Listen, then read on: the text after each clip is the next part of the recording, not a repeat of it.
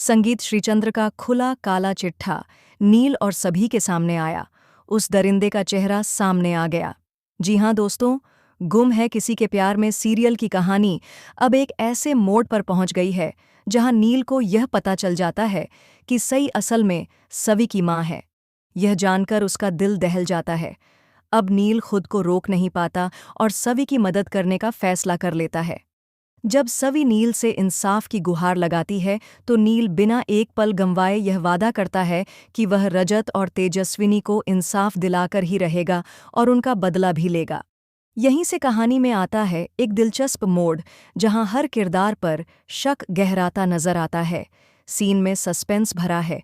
नील, सवी और बाकी सभी मिलकर केस की जांच शुरू कर देते हैं।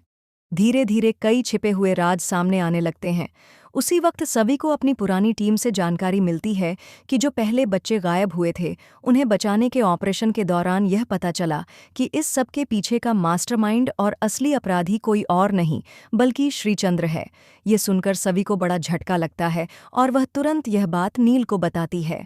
नील को इस पर पूरा शक हो जाता है और वह कहता है कि रजत की जान लेने में कोई बाहर वाला नहीं बल्कि कोई अपना ही शामिल था, क्योंकि जिस तरह से रजत की हर हरकत पर नज़र रखी जा रही थी वह कोई अजनबी नहीं हो सकता।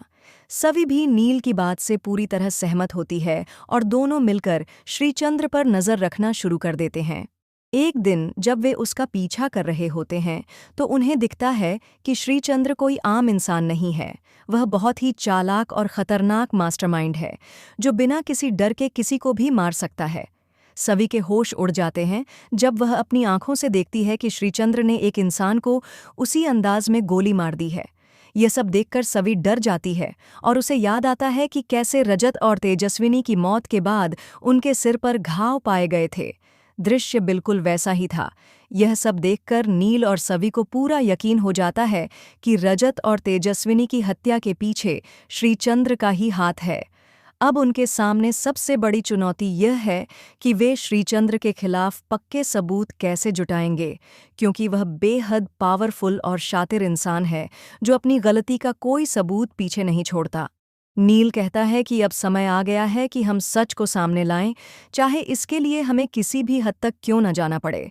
अब देखना यह दिलचस्प होगा कि क्या नील और सवी मिलकर श्रीचंद्र की सच्चाई सबके सामने ला पाएंगे।